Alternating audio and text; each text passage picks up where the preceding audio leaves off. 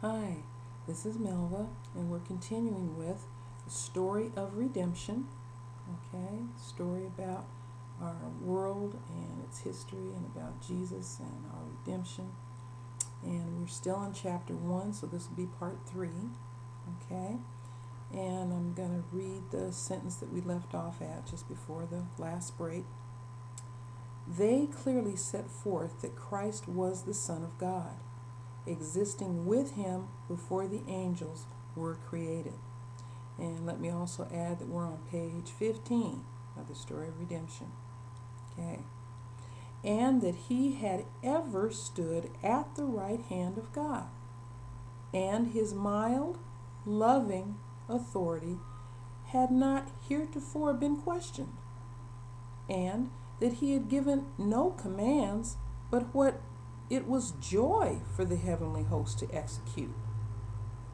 They urged that Christ receiving special honor from the Father in the presence of the angels did not detract from the honor that Lucifer had heretofore received. Okay, so the angels that were still on God's side were trying to let Lucifer and his group or band of angels, let them know that nothing had changed, that Jesus' mild and loving authority hadn't changed, it hadn't been in question before now. So what was the problem? And he had not made any special commands on them except what they were usually happy to do. They were happy to do whatever he asked them to do because they loved him. And they urged that the honor that Christ now had didn't detract from Lucifer's honor that he had before. So nothing had been taken away from him. He hadn't lost anything. So what was his problem? Okay. All right. Let's see here. The angels wept. Okay.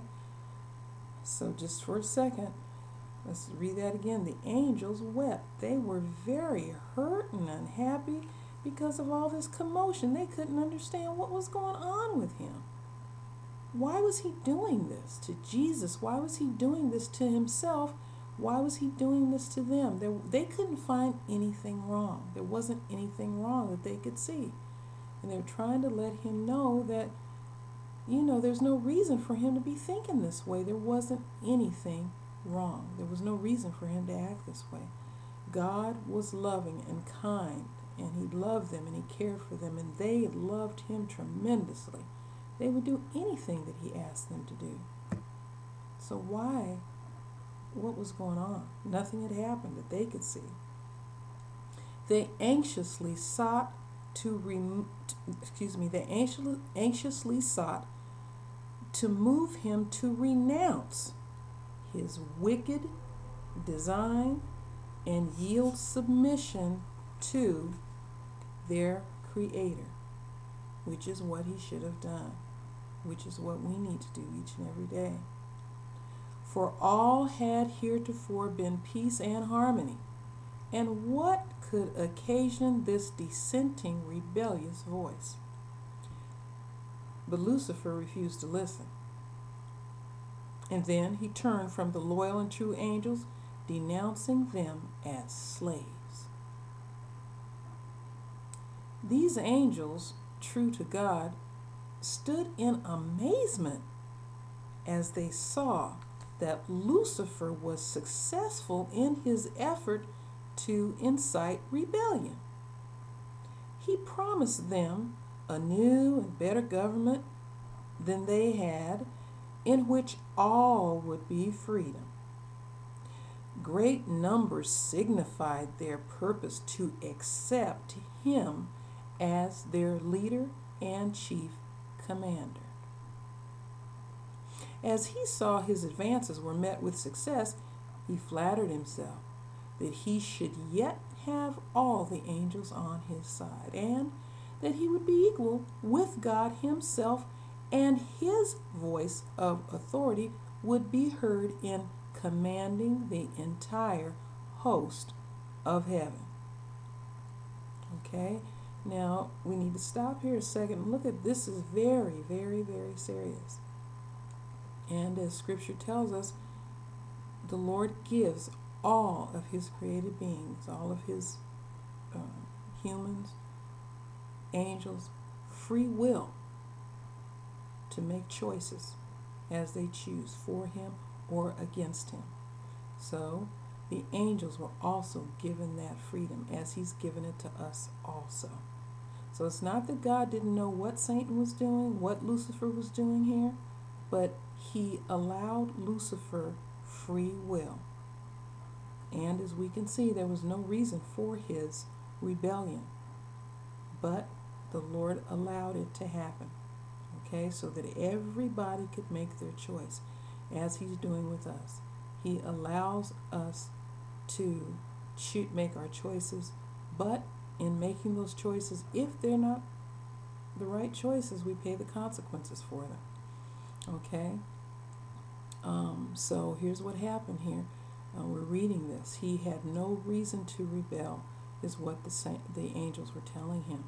And they wanted him to stop. They were trying to save him. Okay? Again, the loyal angels warned him and assured him what must be the consequences if he persisted. That He who could create the angels could also by His power overturn all their authority and in some signal manner punish their audacity and terrible rebellion. So let's stop here a second also. Before we get ourselves in the mud and can't get ourselves out, what does He do? He warns us. Today, a lot of us can testify to that. We can look back in history in our lives and see where warning had been given us before we got ourselves stuck in the mire. Okay? I know I can look back in my life and see just over and over and over again how Jesus has saved me, how He has helped me and stopped me many, many, many, just innumerable times of getting myself in trouble that I can't get myself out of. Or even if I got myself in trouble, if I went to Him, admitted to Him, and repented, He forgave me and He helped me to restore my dignity, restore my life back to His grace, because it's only by His grace that He delivers us and helps us. So again, we're seeing ourselves a pattern of Lucifer, aren't we? We look at ourselves and see that we do the same thing that he did in heaven. We repeat, okay, his audacity. We repeat his rebellion down here on our earth in our daily living circumstances, okay, and how Jesus helps us get out of it, okay? Now, let's continue reading. To think that an angel could resist the law of God, which was as sacred as Himself.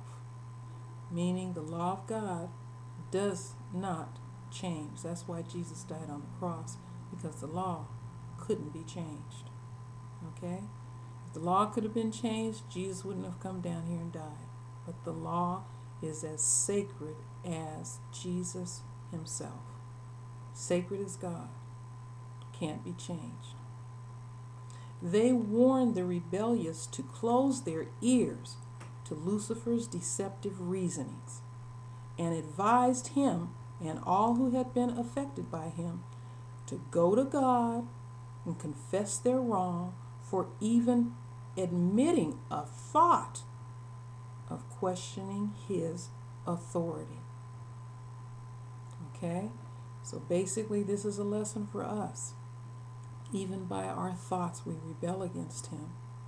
We need to go to Him and ask forgiveness for the wrong thoughts that we have, that Lucifer puts in our minds, but if we act upon them, they become our own. So we need to continue to go to Him and ask Him to help us, which is what the angels were telling Lucifer, to stop quickly before you get yourself into something you can't get yourself out of. We'll be right back.